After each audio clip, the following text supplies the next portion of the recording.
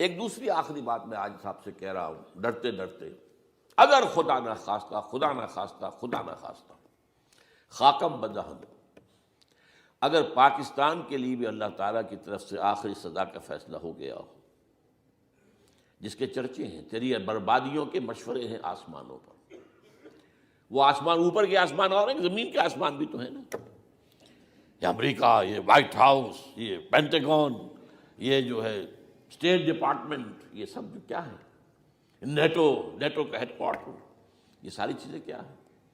تو تیری بربادیوں کے مشورے ہیں آسمانوں میں، اور اس کے لیے خبریں وہ دیتے آ رہے ہیں۔ بہت سے لوگ کہتے ہیں یہ خام خواہ کے ہیں ان کے، یہ ہمارا صرف بھی ہماری بددلی پیدا کرنے کے لیے نہیں، لیکن یہ کہ جو کچھ انہوں نے نقشے بنائے تھے وہ نقشے تو پورے ہوتے چلے آئے۔ 1897 میں یہودیوں نے جو فیصلے کیے تھے، 20 برس کے بعد بالفور ڈیکلریشن کی شکل میں وہ فیصلہ آ گیا، یہودیوں کو فلسطین میں آبادی کا حق دے دیا گیا، Balfour declaration 1917، only 20 years later۔ اس کے 20 سال بعد 48 میں اسرائیل قائم ہو گیا۔ کوئی تصور کر سکتا تھا پچھلی صدی کے اندر یہودیوں کی حکومت قائم ہو جائے گی دنیا میں؟ کہیں امکان کوئی نہیں تھا۔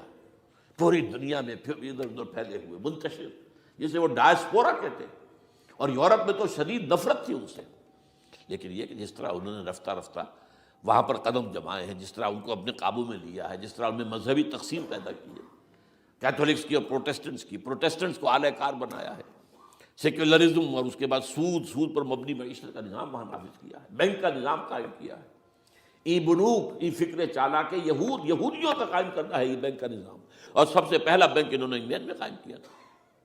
تو ان کی جو باتیں ہیں وہ تو پوری ہو رہی نظر آ رہی ہیں، ان کے نقشے جو ہیں ان کے سامنے آ رہے ہیں ہمارے۔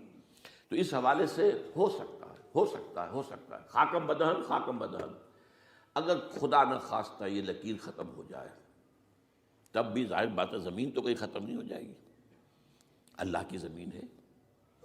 کیا پاکستان نہ بنتا تو ہمارے ذمے نہیں تھا کہ اللہ کے دین کو دنیا میں قائم کرنے کی جد و جہد کرتے؟ وہ تو بحیثیت مسلمان ہمارا فرض ہے۔ کیا حضور اکثریت میں تھے عرب میں؟ وہ تو اقلیت میں بھی نہیں تھے، ایک آدمی تھا اللہ کا بندہ کھڑا ہوا ہے،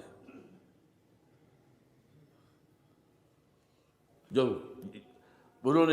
جنہوں نے ایک مرتبہ حضور کی بات سنی ہے اور جا کر کہا ہے اپنی قوم، یا قومنا اجیبوا داعی اللہ، اے ہماری قوم کے لوگوں، اس اللہ کی طرف دعوت دینے والے کی پکار کو سنو، لبیک کہو۔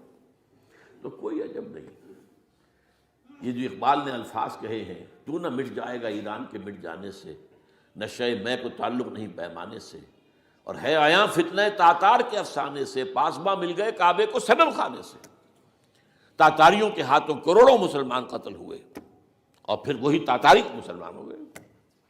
امت مسلمہ کی قیادت ان تاتاریوں کے ہاتھ میں آ گئی، عربوں سے لے کر ان تتولوا یستبدل قوما غیرکم، جو بات سورہ محمد میں کہہ دی گئی تھی بالکل آغاز میں، اگر اے عربوں تمہیں جو مقام ہم نے دیا ہے، اپنا رسول تم میں سے بھیجا، بعث فی الامیین رسولا منہم، تمہاری زبان میں اپنی کتاب نازل کی، تو تمہیں جو مشن سونپا ہے، اگر تم نے اسے پریف دکھا دی، تمہیں ہٹائیں گے، کسی اور قوم کو لے آئیں گے۔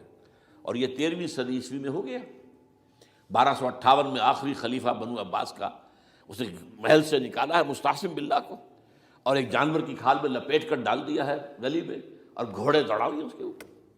یہ آخری چراغ گل ہوا ہے بنو عباس کا، جس پر کہا تھا سعدی نے، آسمارا حق بود بر خوب بارد بر زمین بر زوال ملک مستعصم امیر المومنین۔ مستعصم باللہ نام تھا آخری خلیفہ کا، اس کی حکومت کے زوال پر آسمان سے خون بھی برسے تو اس کا حق ہے آسمان کو کہ خون کی بارش کرے۔ تو یہ چیزیں ہیں جو کہ نوٹ کرنے کی ہیں۔ اگر خدا نہ خواستہ ایسا ہو جائے تو ظاہر بات ہے کہ اسلام پھر بھی زندہ رہے گا۔ ہم مر سکتے ہیں، اسلام نہیں مرے گا۔